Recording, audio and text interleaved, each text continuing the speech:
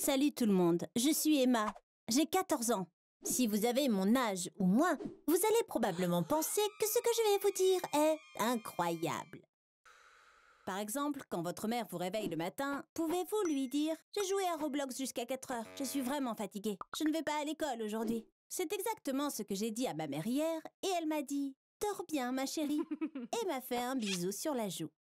Je vais vous donner un autre exemple. Si vous disiez à votre père à 12 ans « Je veux me faire tatouer », tu connais des bons tatoueurs? Est-ce qu'il vous dirait « Il y a une fille à mon travail qui a des tatouages vraiment cool. Je vais lui demander le numéro de son tatoueur. » C'est exactement ce que mon père m'a dit. La semaine suivante, quand je lui ai montré mon tatouage de dragon sur le bras, il m'a dit « Magnifique, tu devrais en faire un sur ton autre bras aussi. » Comme je l'ai dit au début, vous pourriez ne rien croire de tout ça. Parce que, comme tout le monde le sait, les parents aiment se mêler de tout ce que font leurs enfants. Ils imposent de nombreuses règles. Certaines sont logiques et d'autres sont inutiles et attendent des enfants qui les suivent sans poser de questions. Les enfants, bien sûr, n'ont souvent pas d'autre choix que de les suivre, car sinon, ils sont punis. Ça peut vous sembler vraiment bizarre, mais mes parents ne m'ont jamais imposé de règles. Ils ne me disent jamais ce que je peux faire ou pas. Ils ne remettent pas non plus en question les choses que je fais. Ça a toujours été comme ça chez nous. Quand j'étais enfant, je n'avais pas réalisé que ce n'était pas normal. Je pensais que c'était comme ça pour tout le monde. Mais finalement, après avoir vu comment les autres enfants et leurs parents se comportent entre eux, j'ai réalisé que cette vie libre sans règles était quelque chose d'unique. Ma mère et mon père m'ont toujours traitée comme si j'étais une adulte. Par exemple, quand il a été temps pour moi de commencer l'école, ils m'ont fait asseoir et m'ont dit « Emma, tu veux aller à l'école ? Tu peux faire l'école à la maison avec des profs particuliers si tu veux. C'est à toi de décider ce que tu veux faire. » J'étais très jeune à l'époque et je ne savais pas vraiment ce qu'était l'école. Je savais juste que presque tous les autres enfants allaient à l'école. Et j'ai pensé que ce serait amusant de jouer avec eux. J'ai dit « Je veux aller à l'école », juste parce que je voulais jouer. Après ça, mon père m'a dit « D'accord, mais si tu changes d'avis à un moment donné, tu peux arrêter d'y aller. Tu n'as même pas besoin de nous dire que tu ne veux plus y aller. On le découvrira quand on verra que tu as arrêté. » Au début, je n'allais à l'école que pour pouvoir jouer avec les autres enfants, mais j'ai fini par aimer ce que j'apprenais et j'ai décidé de continuer. Au fait, pour les curieux parmi vous, mes notes ne sont pas mauvaises du tout. Mais mes parents ne m'ont jamais demandé « Tu as des devoirs ?» ou « Tu as eu quelle note à ton devoir sur table ?» Quand je dis à ma mère que j'ai eu une bonne note, elle est contente pour moi. Mais ça ne va pas plus loin. Et elle n'en parle jamais elle-même. Mes parents ne me mettent pas la pression pour que j'ai de bonnes notes. Je pense que ça m'aide à mieux réussir à l'école. Alors pourquoi mes parents agissent-ils ainsi? Car ils ont tous les deux eu des problèmes avec les règles qu'ils devaient suivre quand ils étaient enfants. Quand ma mère était petite, elle avait un cahier qu'elle gardait tout le temps avec elle. Quand ses parents lui inventaient une règle, elle l'écrivait. Ils ont inventé tellement de règles qu'elle ne pouvait les suivre si elle ne les écrivait pas. Mon père a grandi dans un orphelinat. Il avait aussi une tonne de règles qu'il devait suivre tout le temps. Quand ils ont eu 18 ans, ils n'en pouvaient plus et ont fini par quitter leur maison pour partir en voyage. Ils se sont rencontrés au Pérou et se sont mariés une semaine plus tard. Ce jour-là, ils se sont promis l'un à l'autre. Plus tard, quand nous aurons un enfant, nous ne lui imposerons aucune règle. Il grandira en étant l'enfant le plus libre du monde. De toute évidence, cet enfant, c'est moi. Je ne sais pas si je suis l'enfant le plus libre du monde, mais je suis certainement le plus libre parmi mes amis. Certains de mes amis n'aiment pas le fait qu'il n'y ait pas de règles dans notre maison. Ils disent « C'est trop !» Bien sûr, personne n'aime avoir trop de règles, mais on n'est encore que des enfants. Nos parents doivent au moins nous donner quelques règles. Je veux que vous m'aidiez à déterminer qui a raison. Je vais vous donner d'autres exemples et vous pourrez me dire si vous pensez que j'ai trop de liberté. Dites-moi ce que vous pensez dans les commentaires après avoir terminé la vidéo. Comme pour tout le reste, mes parents ne me fixent aucune règle quand je vais sur le web ou que je joue à des jeux. Pendant les dernières vacances d'été, je suis devenue accro à Candy Crush. J'ai tellement joué que quand je me suis finalement ennuyée et que j'ai arrêté, j'étais au niveau 5430. Ceux qui y ont joué savent que ce jeu semble facile, mais que certains niveaux sont difficiles. Parfois, je ne quittais pas ma chambre et je jouais à Candy Crush pendant 3 jours d'affilée. Je ne me levais que quand j'avais vraiment besoin d'aller aux toilettes. J'allais carrément trop loin. Mes parents m'apportaient à manger et me disaient « Tu nous as manqué, ma chérie » et s'asseyaient un peu avec moi. Je ne pouvais pas m'arrêter car j'étais obsédée par le jeu. Malgré tout ça, mes parents ne m'ont jamais dit un mot à ce sujet pendant tout ce temps. Parce qu'ils sont complètement contre le fait de m'interdire de faire ce que je veux. Pensez-vous qu'il y a des restrictions en matière de nourriture? Bien sûr que non. Il n'y a pas d'heure fixe pour le dîner chez nous. Ceux qui veulent manger mangent ce qu'ils veulent et quand ils le veulent. Mon père adore cuisiner. Chaque fois que j'ouvre le frigo, il y a de la nourriture qu'il a préparée. Mais je ne suis pas obligée de la manger si je ne veux pas. Par exemple, l'autre jour au petit déjeuner, j'ai dit à ma mère « J'ai envie de manger une glace ». Elle m'a répondu « Regarde dans le frigo pour voir s'il y en a. Sinon, on peut s'en faire livrer ». Je ne sais pas ce que vous en pensez, mais parfois je ne mange que de la glace au petit déjeuner. L'hiver dernier, pendant 1 mois et demi, j'ai mangé des frites tous les soirs. Bien sûr, ce n'était pas du tout sain. Mais à la fin, c'est moi qui ai décidé d'arrêter, au lieu que mes parents me le disent. Je pense qu'il n'y a rien de mal non plus à vivre dans une maison sans règles alimentaires. Je pense que c'est merveilleux de ne manger que les choses qu'on a envie de manger. Comme je l'ai déjà dit, mes parents ne m'interdisent même pas de me faire tatouer. Je peux me faire autant de tatouages ou de piercings que je veux, mais la plupart des tatoueurs ne me croient pas. Chaque fois, ils me demandent une lettre signée de mes parents. Pour mon 5e tatouage, je voulais un petit papillon dans le cou. Je suis allée voir une tatoueuse avec une bonne réputation. Elle avait une fille qui avait à peu près mon âge. Même si je lui ai montré ma lettre, elle m'a dit « Ce n'est pas bien pour une enfant de ton âge de se faire tatouer » et a refusé de m'en faire un. Elle a même demandé le numéro de ma mère et l'a appelé tout de suite. Elle a reproché à ma mère de m'autoriser à me faire tatouer. Finalement, j'en pouvais plus d'attendre et je me suis faufilée hors du salon. Alors que je sortais en courant, la femme criait derrière moi. Je peux comprendre que d'autres parents soient en colère contre les miens. Ils pensent qu'un enfant élevé avec autant de liberté que moi serait un mauvais exemple pour les autres. Ils ont raison. Car quand mes amis voient comment je vis, ils commencent à remettre en question les règles que leur famille leur impose et cessent de les suivre. Bien sûr, ça ne fait pas plaisir aux parents. À 9 ans, je suis allée pour la première fois à la soirée pyjama d'une amie. On jouait à un jeu de société très amusant et on riait beaucoup. À un moment, la mère de mon amie est entrée.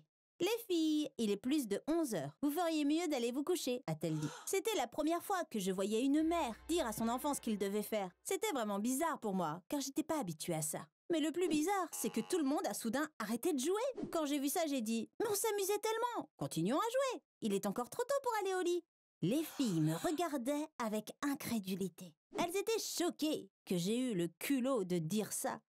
La mère de mon amie a froncé les sourcils et a dit « Emma, chez nous, quand les adultes disent quelque chose, les enfants font ce qu'on leur dit. » Naïvement, je lui ai demandé « Et s'ils ne le font pas ?»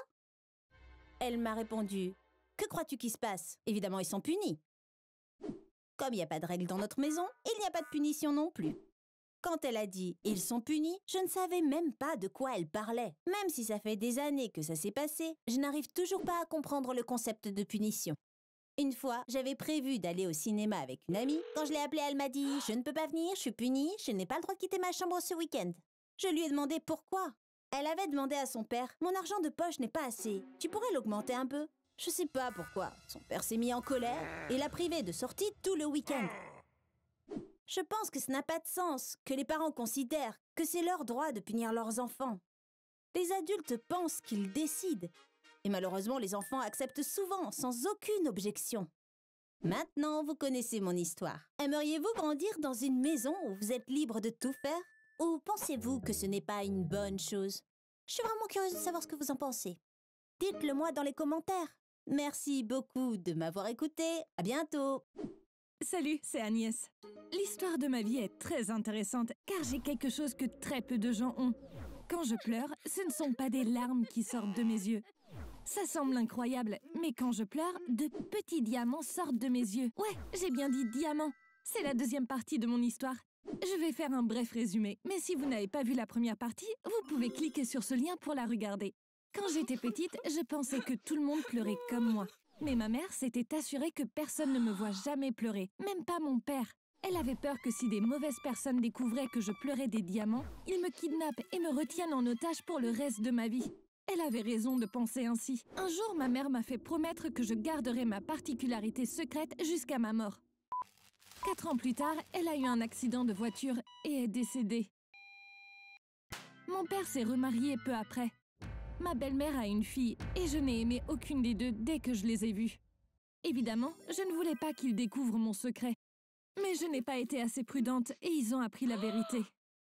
Au début, ils ne m'ont pas cru. Ils se sont même moqués de moi. Mais quand j'ai commencé à pleurer devant eux, ils ont vu que c'était vrai. Ce fut une énorme surprise pour tout le monde d'apprendre que j'avais une pathologie aussi incroyable.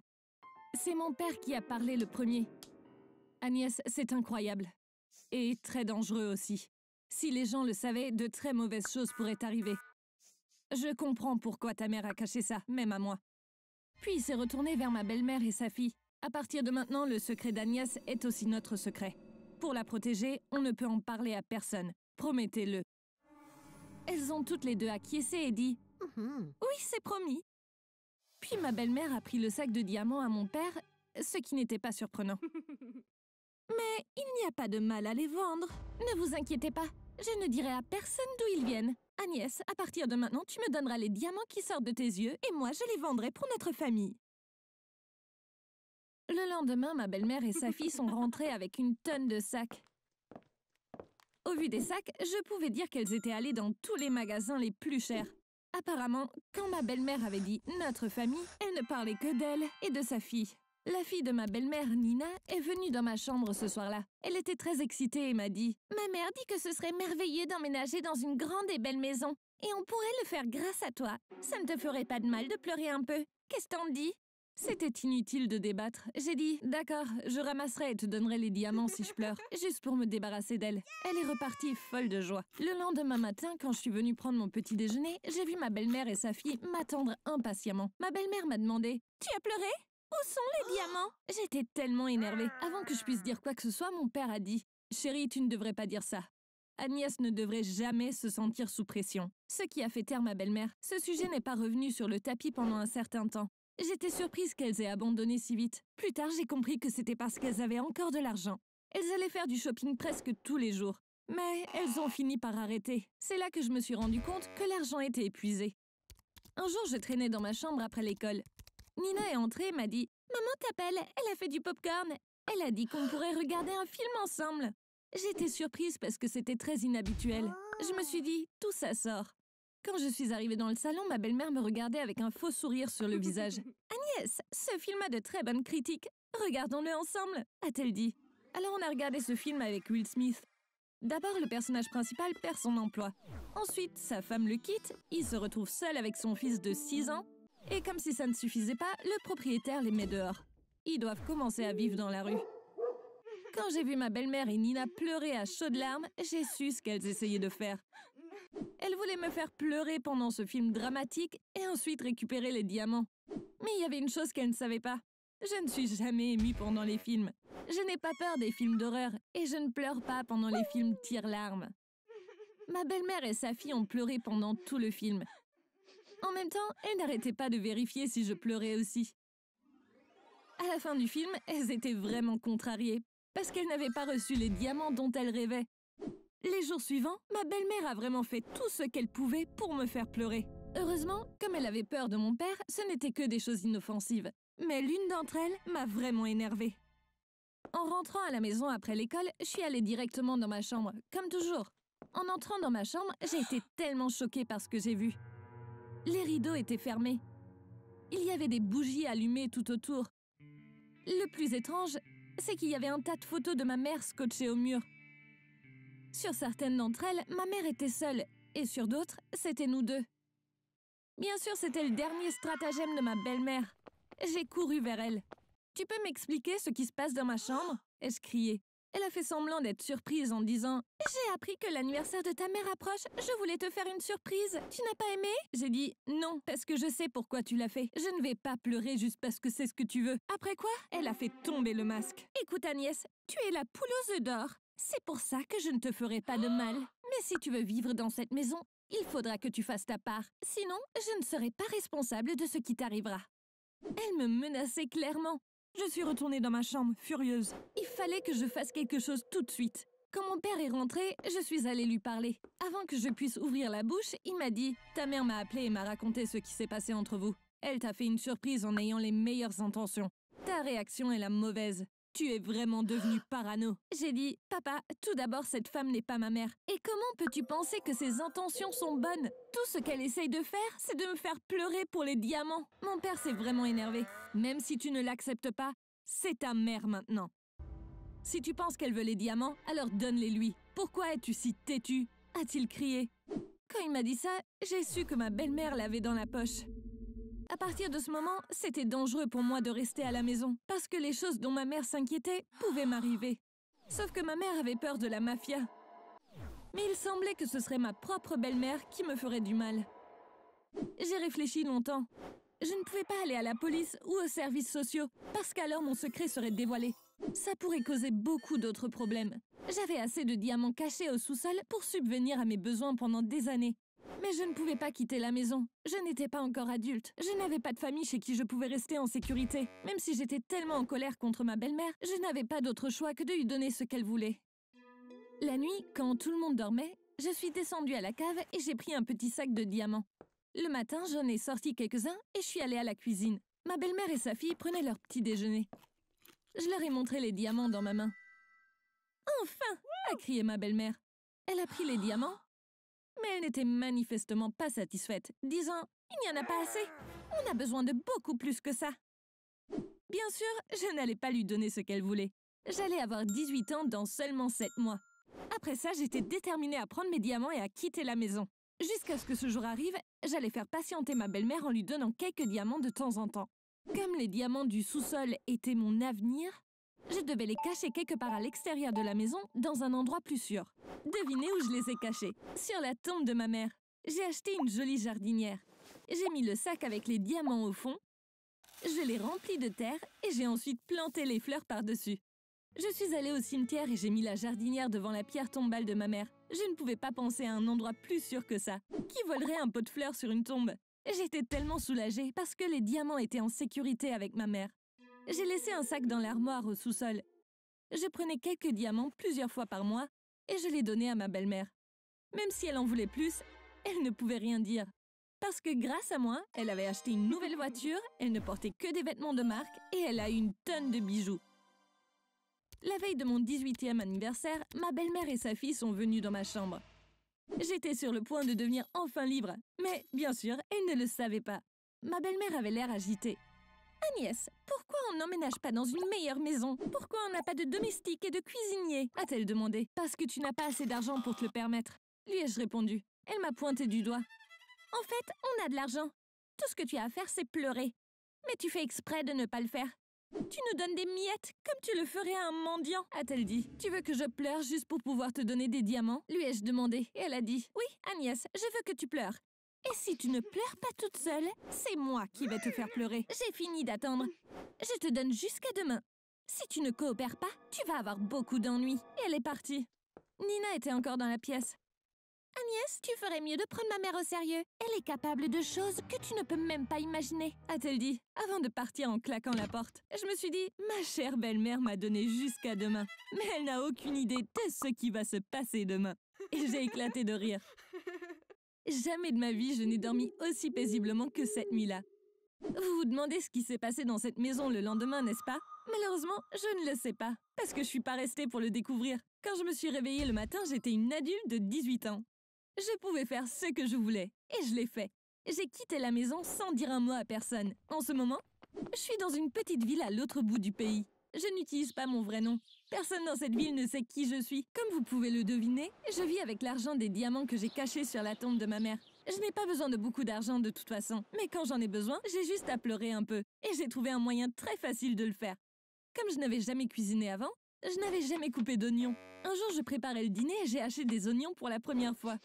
Soudain, des diamants ont commencé à sortir de mes yeux. J'ai réalisé que je pouvais pleurer très facilement grâce aux oignons. Je suis si heureuse que ma belle-mère n'y ait pas pensé. Merci d'avoir écouté mon histoire. Et n'oubliez pas d'aimer la vidéo si vous l'avez appréciée. Salut tout le monde, je m'appelle Arthur. J'ai 15 ans. J'ai de très sérieux problèmes avec mes parents. Un père peut-il être jaloux de son propre fils? Mon père est jaloux de moi parce qu'en seulement 4 mois, j'ai gagné autant d'argent que lui en 10 ans. Et je gagne encore plus maintenant. Et qu'en est-il d'une mère? La mienne est jalouse de moi car, même si elle a essayé de m'empêcher, j'ai quand même réussi à devenir riche. Tout a commencé quand mon professeur de maths a fait une annonce. Je vous vois jouer aux jeux vidéo tout le temps. Je pense que vous avez assez joué. Et si vous créiez votre propre jeu auquel les autres peuvent jouer? À partir du mois prochain, je vais donner un cours de codage de jeux mobiles au Coding Club. Tous ceux qui s'inscriront auront créé un jeu à la fin du cours.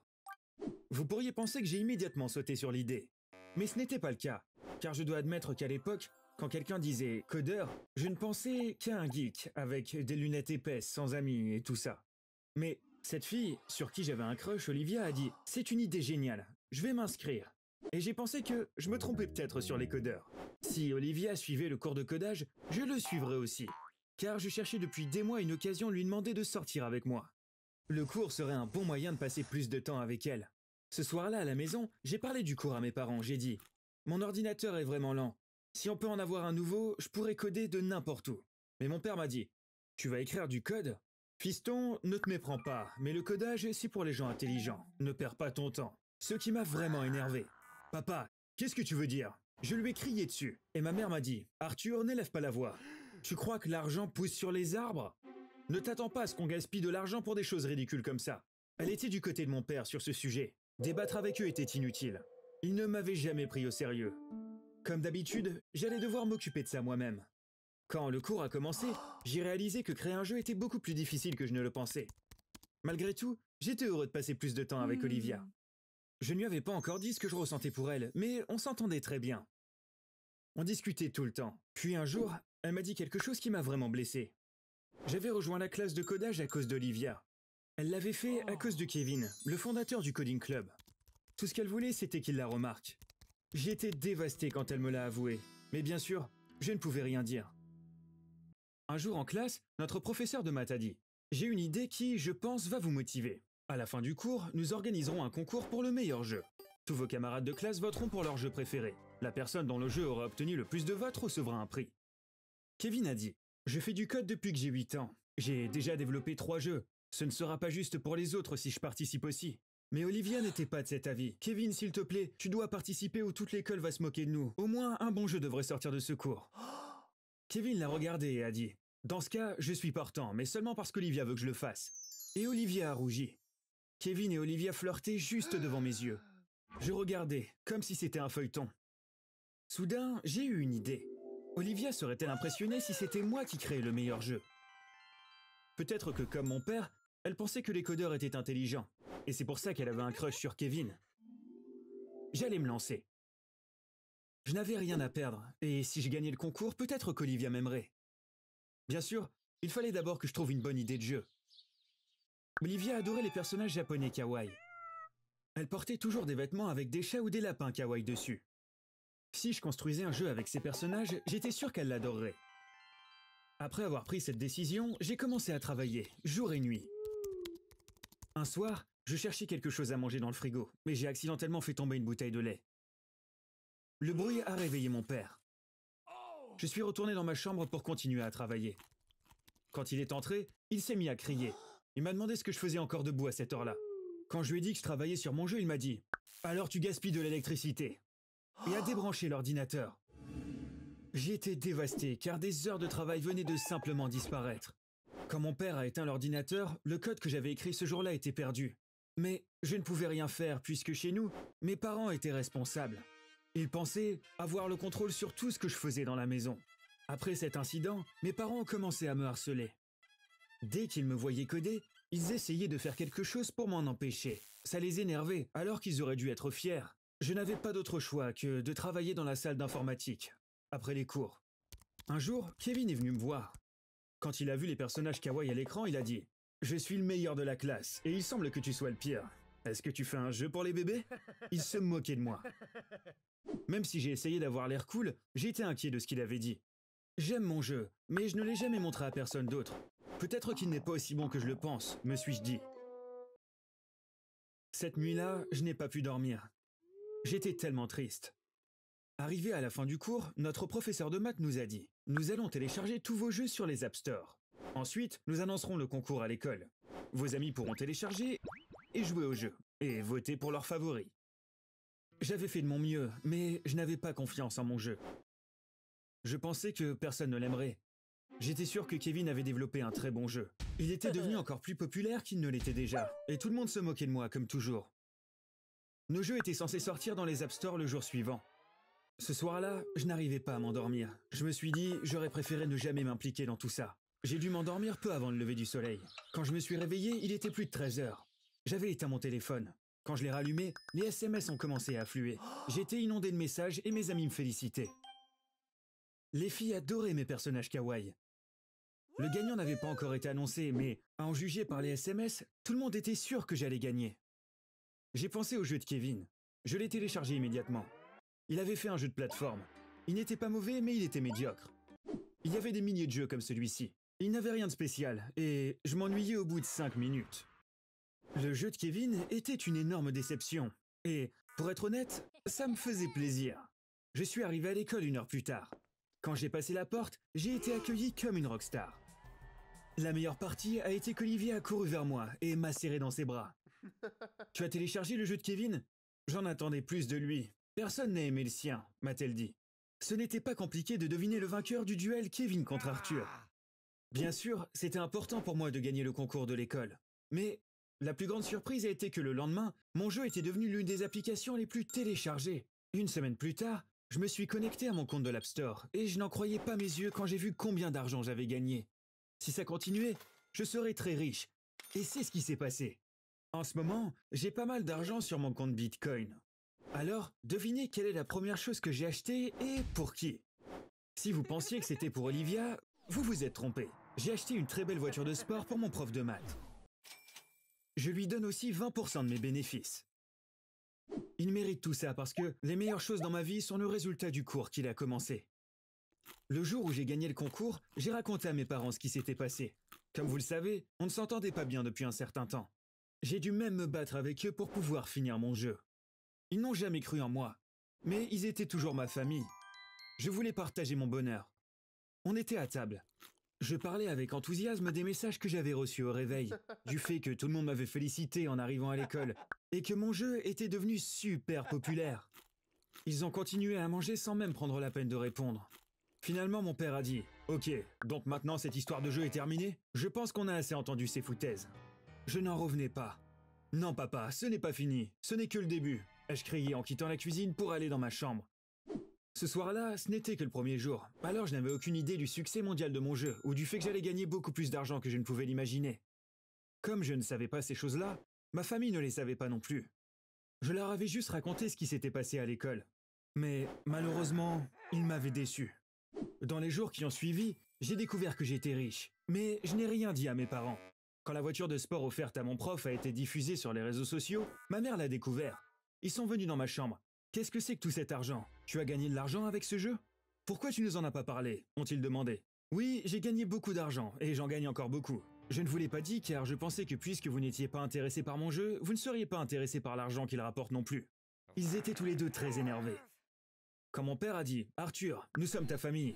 Tu es jeune, tu ne peux pas ouvrir un compte en banque, tu dois nous donner cet argent. » Je lui ai dit « J'achète du Bitcoin avec l'argent que je gagne, alors ne t'inquiète pas, j'en ai encore plus maintenant sans lever le petit doigt. » Des mois sont passés depuis cette conversation. Je n'ai pas donné un seul centime à ma famille. Ils n'arrêtent pas de m'embêter à ce sujet. Ils sont vraiment jaloux parce qu'en quelques mois, j'ai gagné plus d'argent que mon père n'en a gagné en travaillant pendant des années. Mais je suis toujours à la fois en colère et triste. Tout aurait pu être différent si seulement ils avaient été heureux pour moi le premier jour. Je ne peux pas leur pardonner. Je ne peux pas oublier comment ils ont agi ce jour-là. Hier soir, j'ai surpris mon père en train de regarder mon compte Instagram. Il agrandissait et regardait attentivement les photos que j'avais postées. Ça se voyait qu'il était super jaloux à la façon dont il les regardait. J'ai appelé Olivia et je lui en ai parlé. Elle a ri et m'a dit « Bébé, je pense que tu exagères, c'est ta famille. » J'ai répondu « Non chérie, je n'exagère pas et je vais continuer à faire ce que je fais. »